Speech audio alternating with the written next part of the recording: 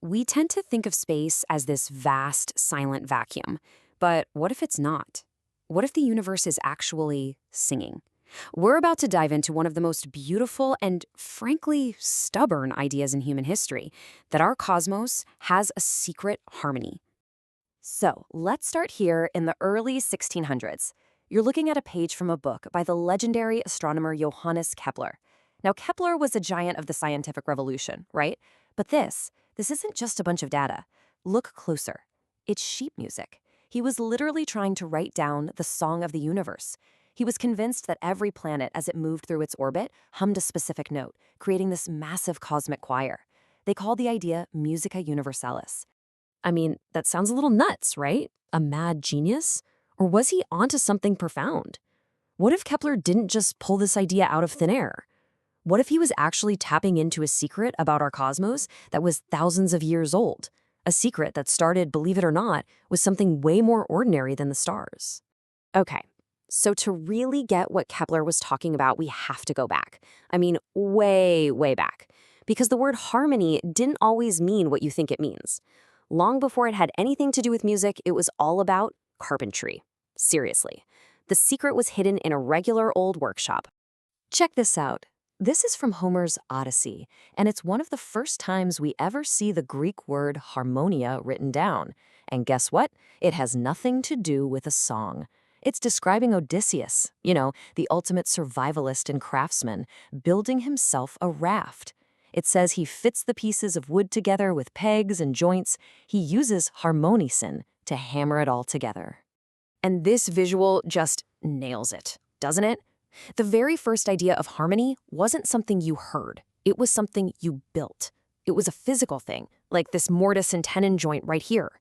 It was all about the skill of taking separate, kind of useless pieces and fitting them together perfectly to make something strong and whole. So this is the key takeaway, right? Before harmony was about beautiful music, it was a carpenter's word. It meant structure. It meant connection. It meant craftsmanship. So just hold on to that idea. Skillfully fitting things together, because that simple, practical concept is about to go absolutely cosmic. And the person who makes that giant leap for us, well, he's a philosopher and a mystic who looked at that carpenter's metaphor and saw the secret blueprint for the entire universe.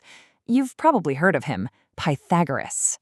So, around 530 BC, Pythagoras comes along with this totally radical idea.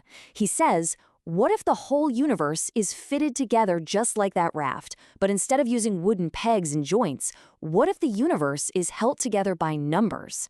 He and his followers looked around and saw mathematical ratios everywhere, and they thought, aha, that's the hidden structure. Numbers were the cosmic harmonia that brought order to all the chaos.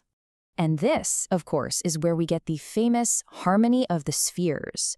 The logic was pretty simple for them. If the planets are all moving according to perfect mathematical rules, then their movements must create a sound, a perfect musical tone. So why can't we hear it? Well, their explanation was brilliant. It's because it's always been there. It's the background noise of the universe, and we've been hearing it since the day we were born, so we just tuned it out.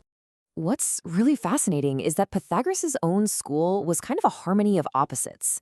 You had two main groups. On one side were the acousmatoi, the listeners. They were all about the rituals, the mysticism, the religious stuff, kind of the old guard.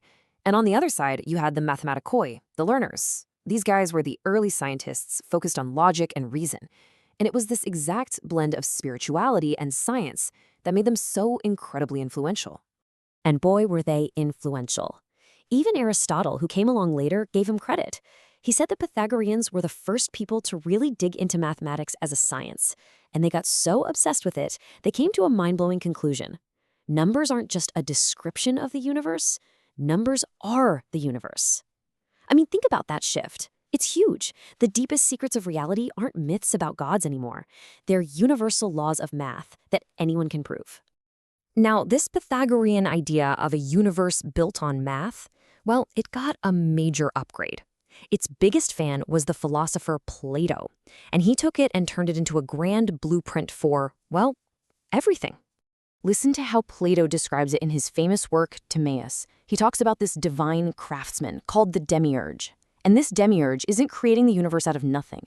No, he takes all this messy, chaotic matter that's just lying around, and he puts it together. He skillfully fits it all into place to make an ordered, beautiful cosmos. Sound familiar? He's basically a cosmic carpenter, and the universe is his ultimate harmonia. But Plato didn't stop there. He introduced this idea called symmetria, which basically means the right proportions. His argument was incredible. He said that the perfect harmony you see out there in the universe, the big picture, the macrocosm, has to be mirrored inside of us, in the small picture, the microcosm. So, a harmonious universe needs a harmonious human soul to go with it. And suddenly, this one idea connected everything. Why is this Greek vase beautiful? Because it has symmetria, perfect proportion. What makes a person good and virtuous? An inner soul that's in a state of harmony. What makes a body healthy? Being in balance. For the ancient Greeks, beauty, goodness, and health, they weren't separate things. They were all just different faces of the exact same core principle, harmony. So this powerful idea that everything in the universe is connected in one beautiful, harmonious system, it's honestly one of the most enduring concepts in all of human thought. It's echoed down through the centuries, changing its shape a bit here and there, but never, ever going away. I mean, just look at this journey we've been on. It starts with a simple carpenter's joint in an ancient poem. Then Pythagoras turns it into a cosmic theory based on numbers. Plato elevates it into a divine plan for all reality. And then bam, 2,000 years later, Kepler is sitting there with his telescope trying to calculate the exact notes. But that last entry on the timeline, that's where this ancient idea crashes into the modern world in a way nobody saw coming. So let's just remember the one thing all these thinkers had in common. They believed the music of the universe was real, absolutely real. We just couldn't hear it. It was like a symphony playing on a radio frequency our ears just weren't built to pick up. And then the year 2000. NASA's Cassini spacecraft is flying by Jupiter. It picks up these incredibly powerful radio waves coming off the planet, way, way outside the range of human hearing. But then, some clever scientists on the ground decided to take those radio signals and convert them into sound waves that we could hear. And what they heard was a symphony. It was eerie, it was alien, but it was, without a doubt, music. And it just makes you think, doesn't it?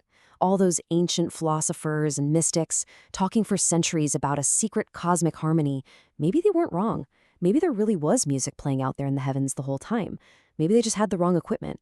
What if, all along, all they ever needed was a radio?